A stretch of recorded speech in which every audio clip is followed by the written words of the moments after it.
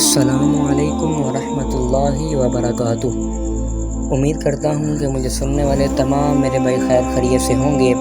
فرمان مصطفیٰ صلی اللہ تعالیٰ علیہ وآلہ وسلم، جو شخص اپنے مسلمان بھائی کی غیبت کرے تو اس کا وضو ٹوٹ جاتا ہے اور اس کا روزہ باطل ہو جاتا ہے۔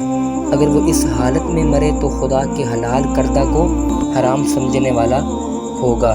یہ ہیں غیبت کی تباہ کاریاں کہ جو انسان کسی مسلمان کی غیبت کرتا ہے تو اس کا وضو بھی ٹوٹ جاتا ہے، اگر وہ روزے کی حالت میں ہے اس کا روزہ بھی باطل ہو جاتا ہے، اور اگر وہ اس حال میں مرے تو جو حلال تو خدا کے حلال کردہ کو حرام سمجھنے والا ہوگا۔